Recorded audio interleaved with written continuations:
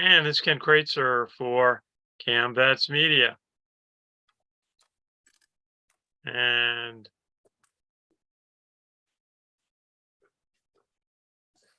I'm not getting my sound. Or maybe it's just late. And this is Ken Kraetzer for CaMMVetsMedia. Okay. So we're doing good. So this is Ken Kraetzer for CaMMVetsMedia, and we're gonna have a pre-graduation week talk on Army football and graduation, which will be at the Academy on Saturday with the Vice President of the United States as the speaker, and quite a number of the Army football players we've covered over the years will be there for graduation.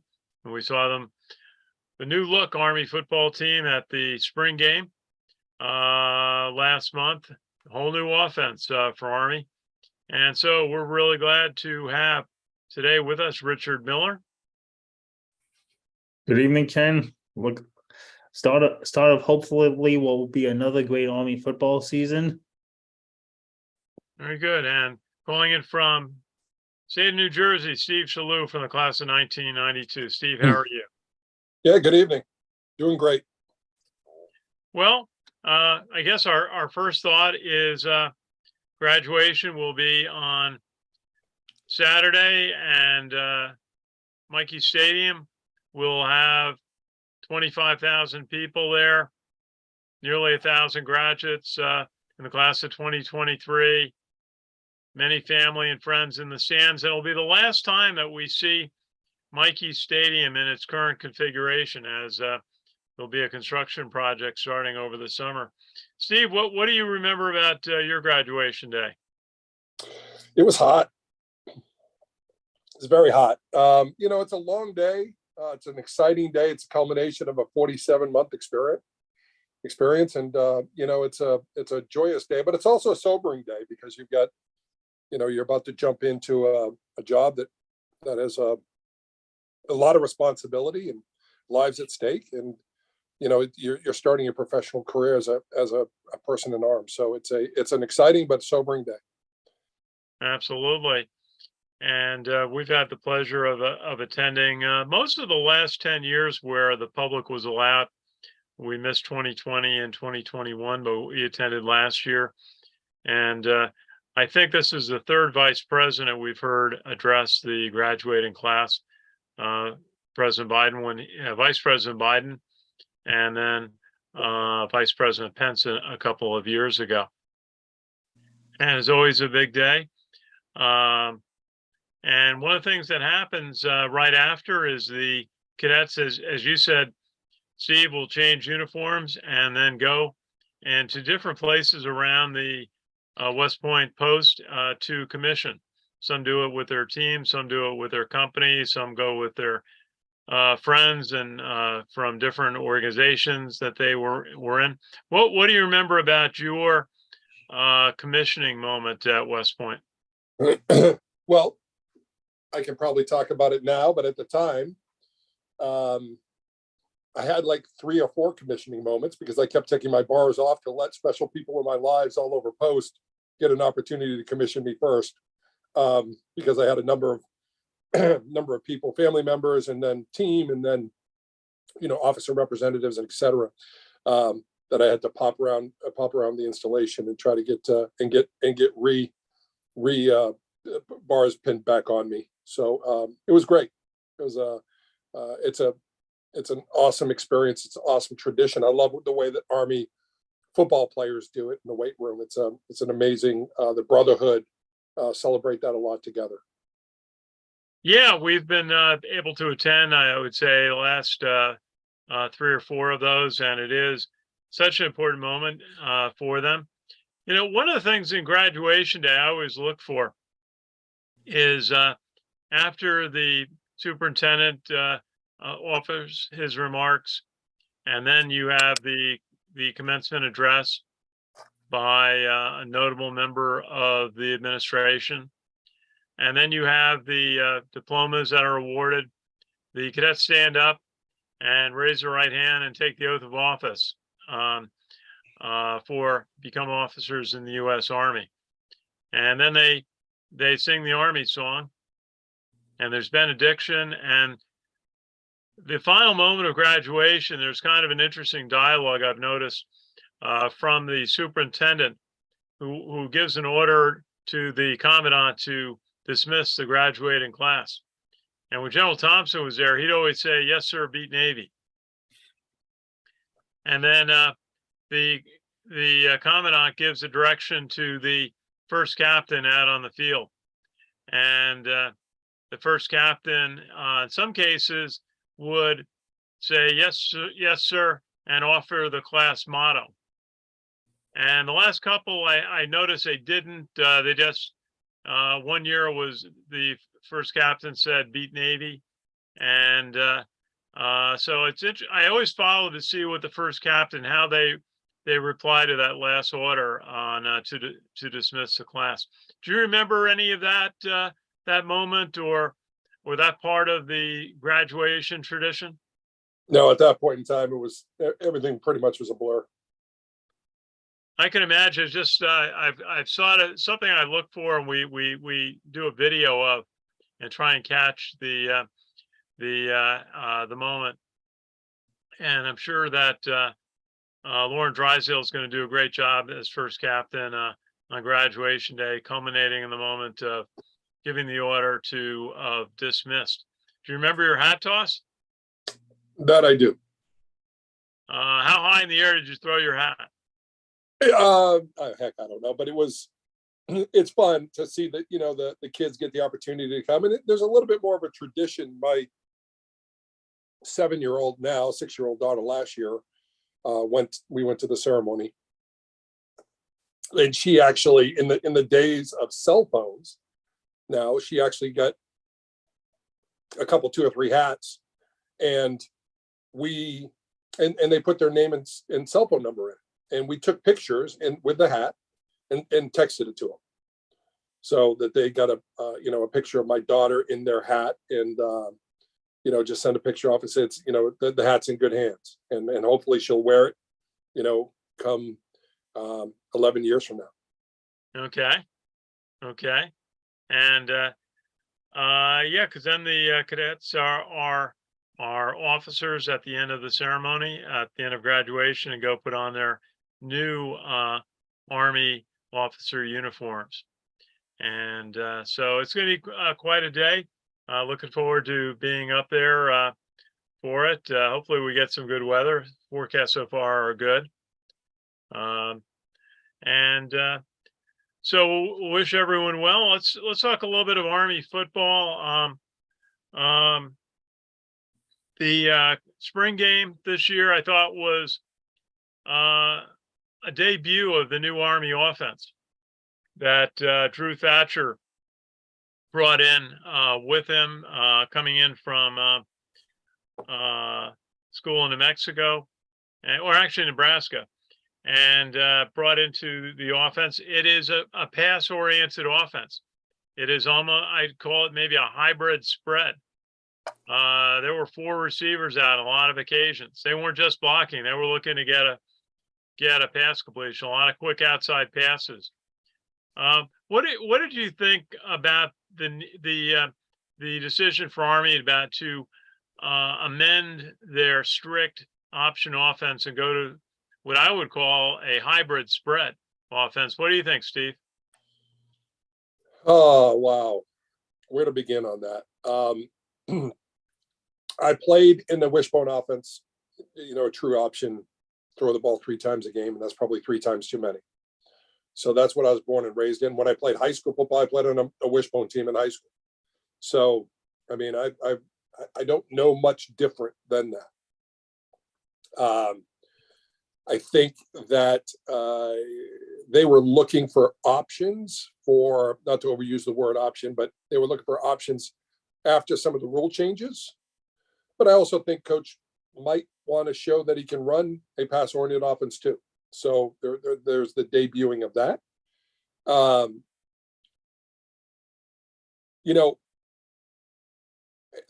This timing and quarterback play and receiver play and running back philosophy change is not going to happen overnight. We were playing in the spring game against Army defense, not a defense in the ACC that's used to pass-oriented offenses. So, I want to temper my excitement on this year, thinking that it's going to be a tough year. I think it's going to be a tough year to get our feet underneath us, because the quarterback that we need to have to run this type of offense, they don't fall out of trees.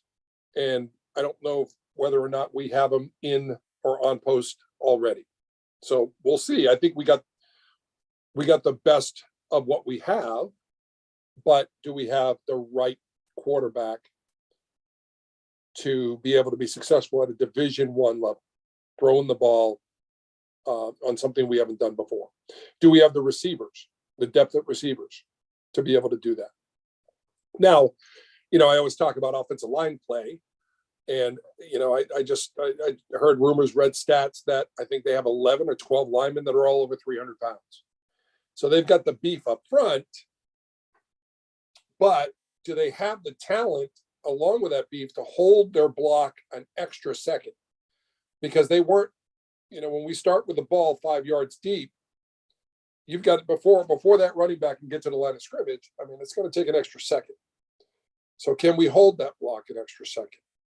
Because even if we are, and I think we threw the ball a ton in the springtime because we know how to run the ball. But do we know how to pass the ball? So I think we did that a lot. And I think we'll temper that back to maybe 15, 17 times a game. But when we run the ball, how are we going to do that? And how are we going to hold that block a little bit longer so that they can find that gap in that seam to cut up inside and go? And then lastly, what are we going to do at 3rd and 2? That used to be a bread and butter situation for us with Buchanan and 280 pounds of lean, mean fighting machine, coming out of that backfield right behind you. But now, who's gonna run that ball? And are we going to be able to hold the block because we're not under center and we're running out of a shotgun situation? And are we going to throw the ball on that? And if we're a 50%, we're 100% team 3rd and 2, we're going to get a first down.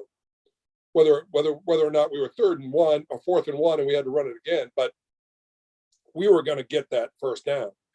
Now at 3rd and 2, if we throw it and we miss half of them, are we going to limit the number of possessions we have?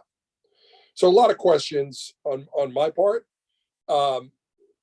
Couple that with a really, really tough schedule this year, and we've got to be realistic on how we enter this year. Well, we haven't had a year like that in a while. But obviously when you've got Syracuse and LSU on your schedule and some other very good teams that Army has played in the last couple of years, Coastal Carolina, for example. Boston College is no slight. Yeah. Yeah. Boston College. Yeah. They're Division I. We always had a big rivalry when I was in college with them at Providence. So yeah, 3 Division I Power 5 teams, and that will be a challenge. The quarterback situation, Bryson Daly's, I would say, going into the spring game was clearly number 1. And then Dwayne Coleman, the freshman, I thought kept getting better in each of the scrimmages in the spring. And he got off to a great start in the spring game. He threw one errant pass that was intercepted. But they both led touchdown drives. And there was, I think the score was like 34-33. There were a lot of points put up on the board. The other quarterback that Coach Munkin was talking about was Zach Mundell, who didn't play. He had an injury in the spring, but Coach Munkin believes he could be part of the mix. Elon Mitchell, who had been in his first year, had been a backup quarterback, is now a running back, slot back, and so he's not in the mix. The talk is that Army's got a number of quarterback prospects coming in this year from the prep school and possibly from direct admission. What are your thoughts there? Do you think I was really impressed the way that Dwayne Coleman came along. Can run the ball, can throw the ball. He's got those instincts of like a basketball player, and looking one and being able to make a fake and then move the other way. Any impressions of those players for you, Steve? Yeah, I mean, I want to see them up against Division I opponents. The speed's a little bit faster. I got to see how they're going to be under fire. Hopefully one rises to the top and becomes the legitimate number one. But I've got to be realistic on where we're going to be, and I got to see how much we're going to throw the ball and how much we're going to run the ball and how that's going to look. So, it's going to be an interesting first couple of games and watching us improve. Well, the good thing is you got the two big running backs coming back. But where do they play? What make them H-backs?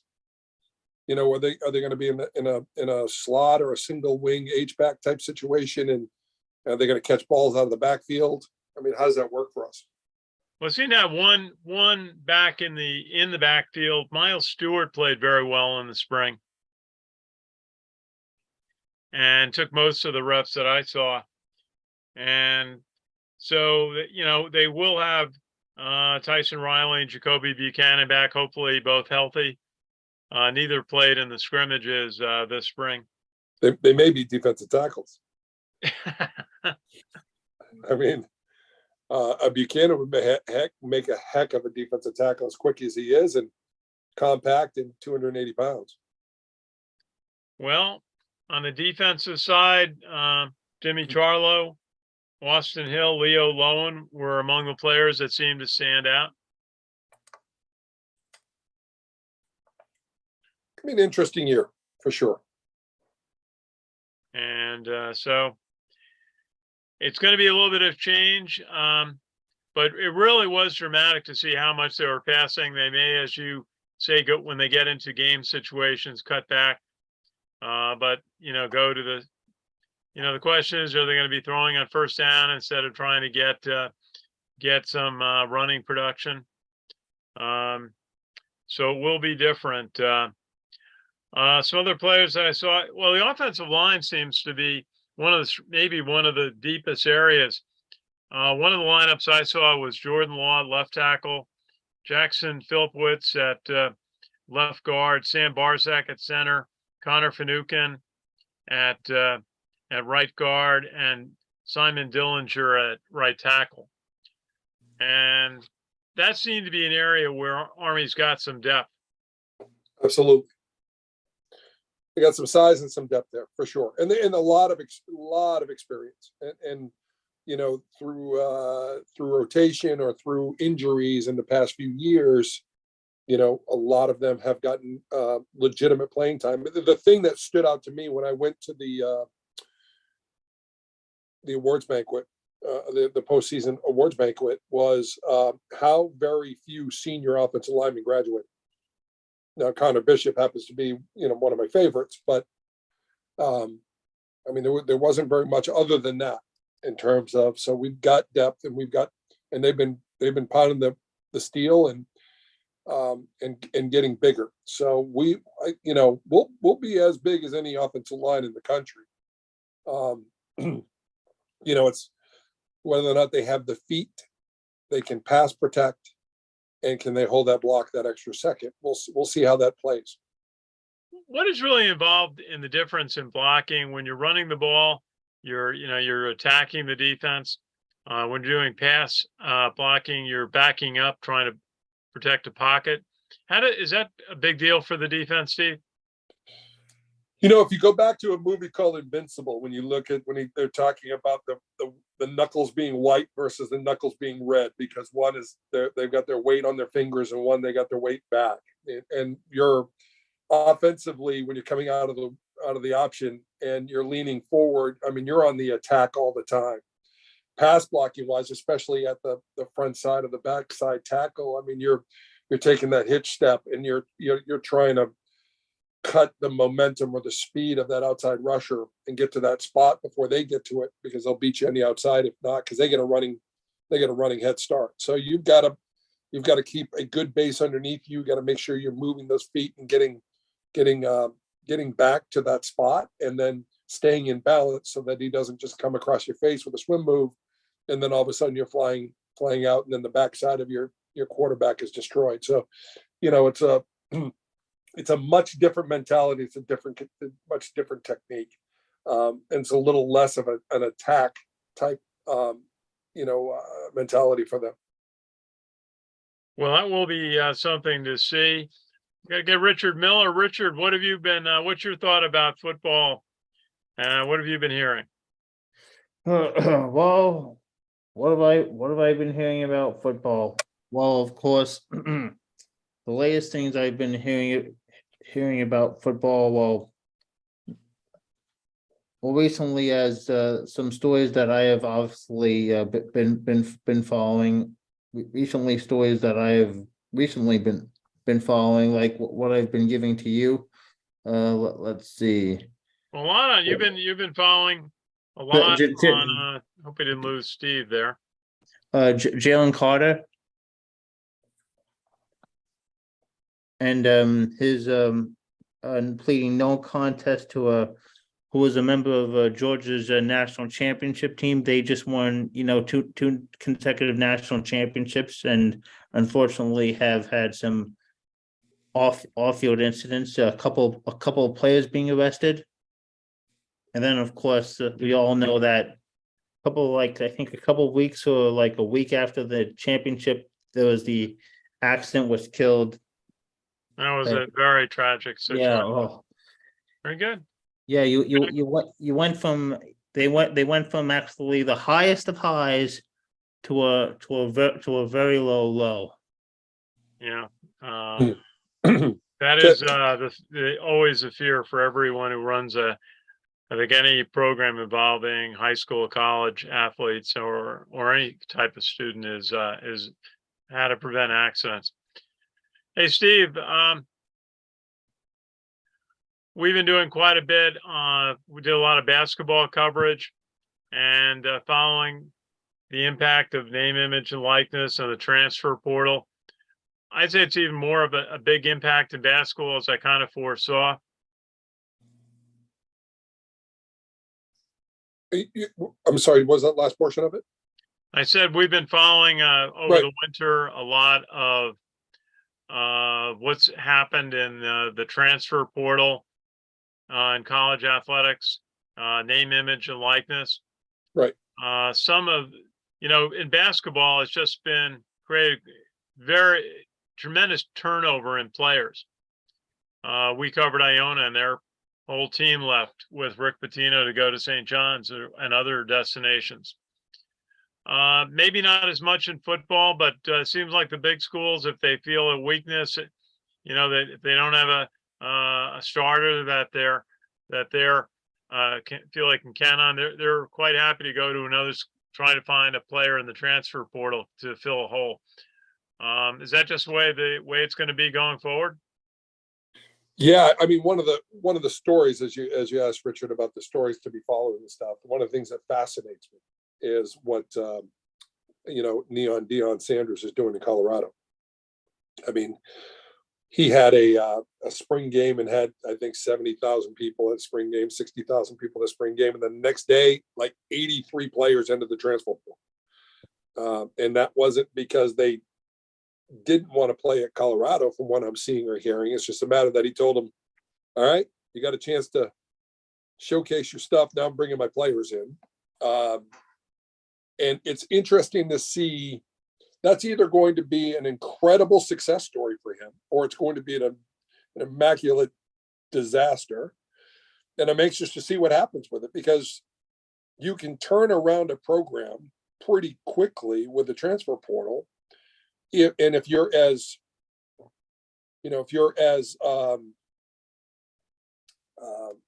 dynamic as Primetime is, I mean, you can attract a lot of people, a lot of talent there. So it's going to be interesting to see what happens with the portal and how that turns things around. Basketball, I mean, you've got such a smaller team, and they're a little bit more tight knit. The fact that you could lose 2 or 3 players and be devastated. So I think the impact is much higher in basketball. But it'll be interesting because we're starting to come out the other side of where COVID in that free year and all that red shirt and all that is playing itself out. Because what ended up happening is a lot of players were entering the portal, but they had nowhere to go because there was such a backup in the system of backlogged talent. So, it prevented, I think, a lot of people, and it was easier for coaches to talk to them about, all right, you can go in the portal, but you don't find something, you can't come back. What are you going to do if you can't find a scholarship? And then when you look at some of the players that played on Western Kentucky, when we played against them, right? A lot of those players were from Georgia, and they were from SEC schools because they entered into the portal and all of a sudden they panicked. They didn't have anywhere else to go. So they ended up in teams like Western Kentucky, or ended up in teams like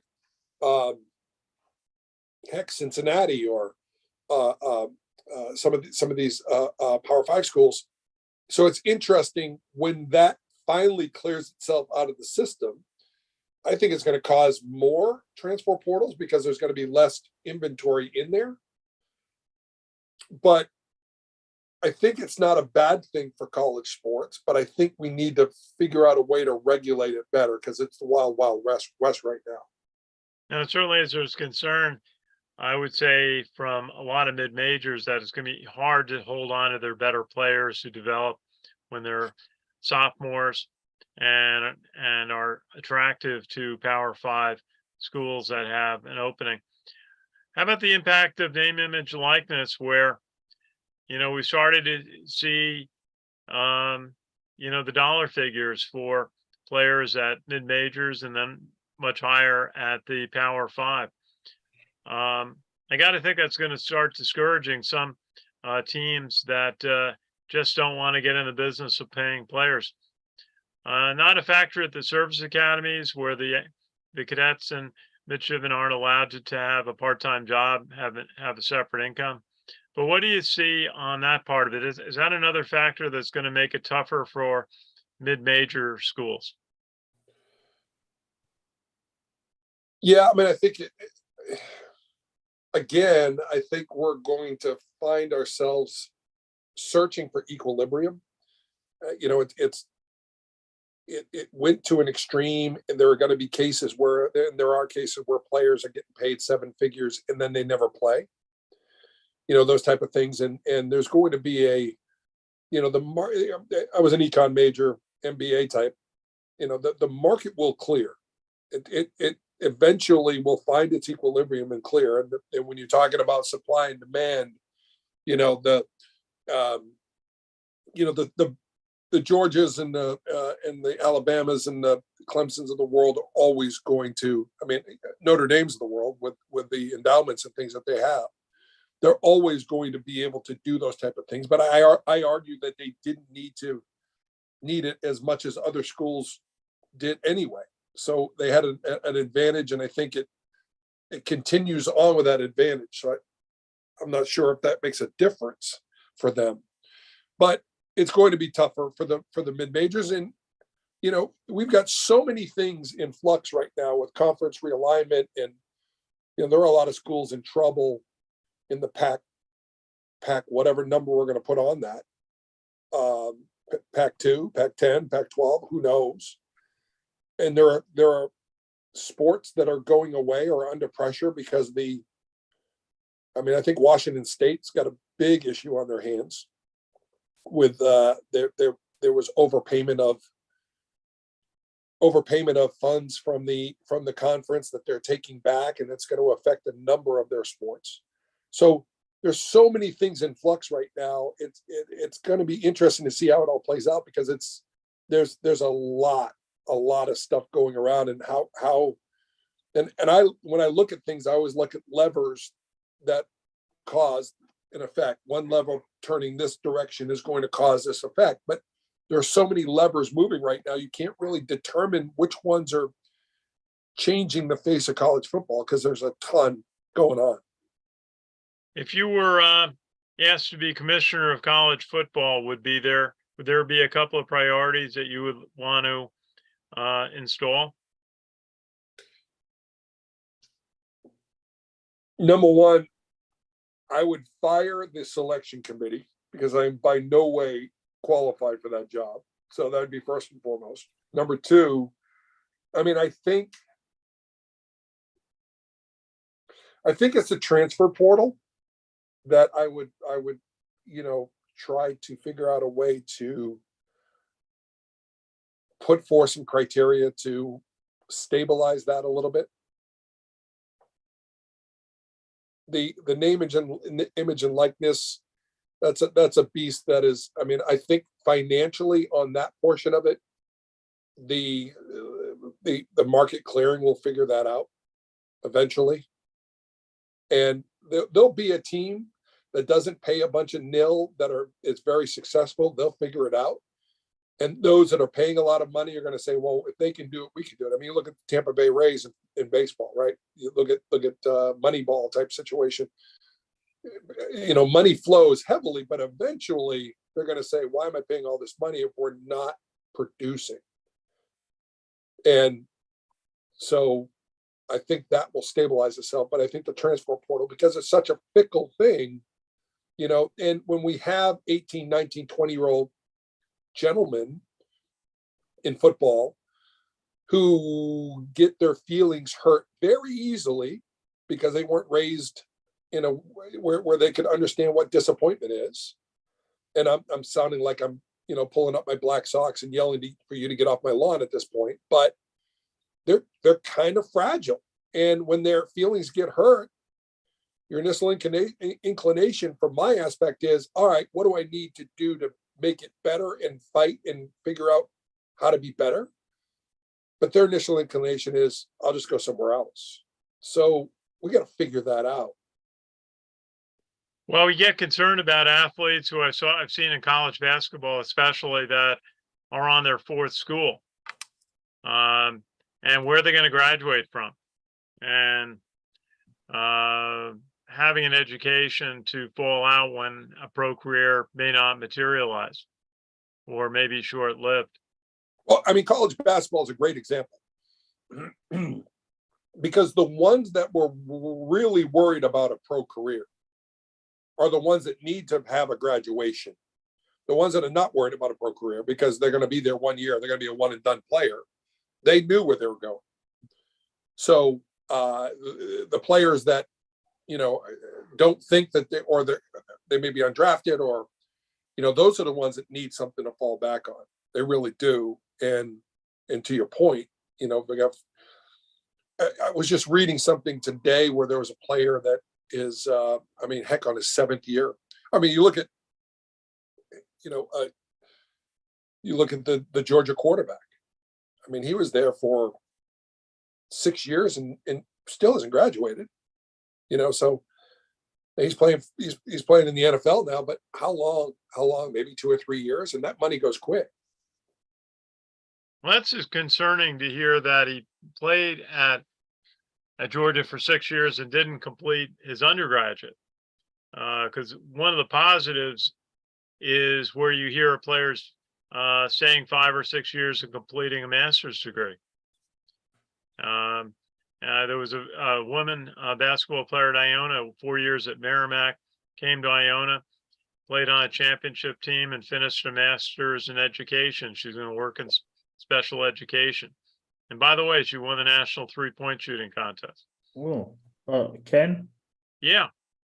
Also, you're talking about players that haven't playing 7 years of college football. Like one of them's Kurt Warner's son. A Bucks a UFA roundup. Kurt Warner. That's the son. This is not the quarterback. I think this might be another Kurt Warner playing for the Buccaneers.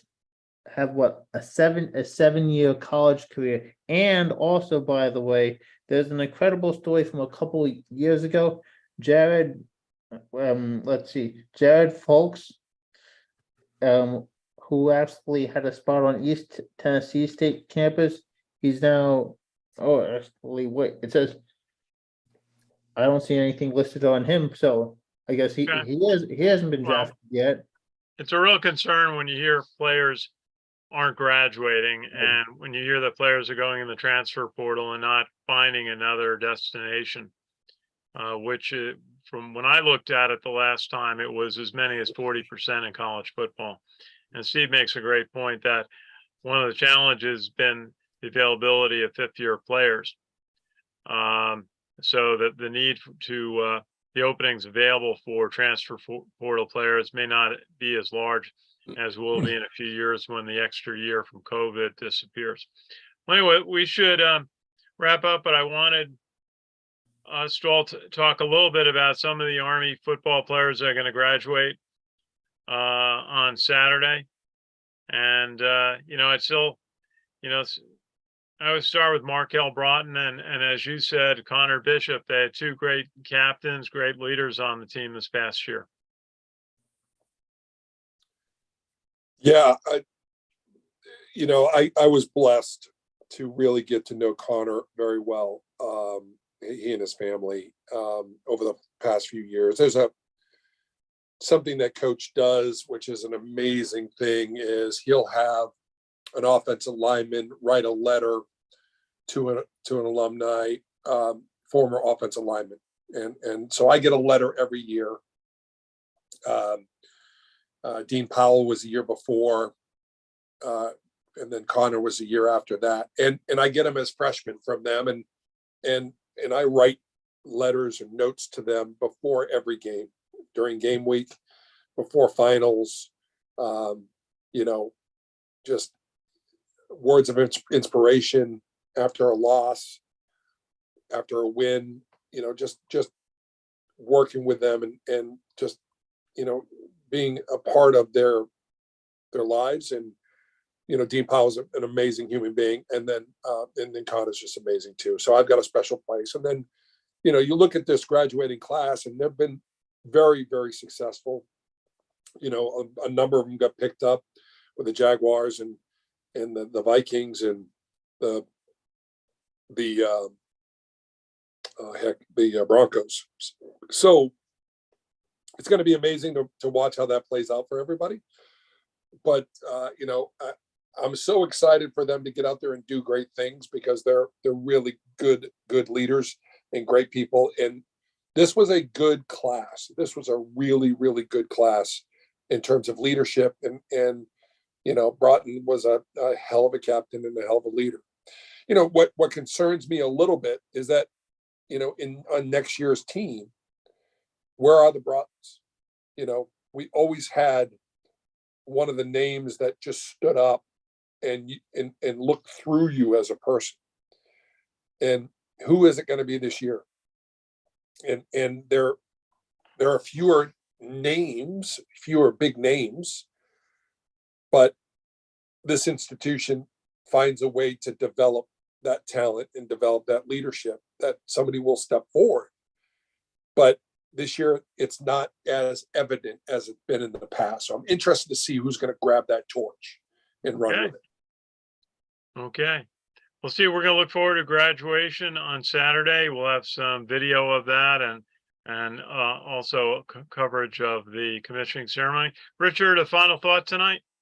My final thought tonight: congratulations to the class of 2023. You guys have worked hard, and whatever your next job or important adventure, do it as hard as you've done it at Army because you've earned it. Absolutely. Thank you, Richard.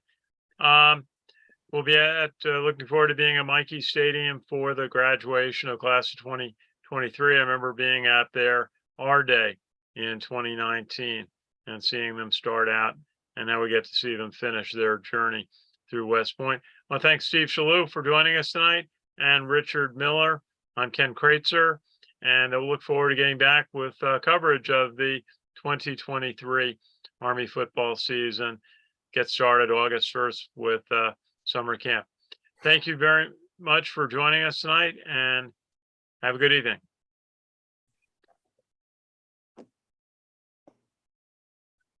Okay, I think we're done. I think.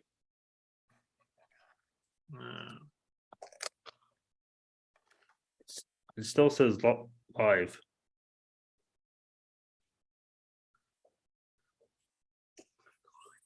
It says Ken left. Yeah, it says no. Says no. Says no. You're the host, Steve. So I guess just leave.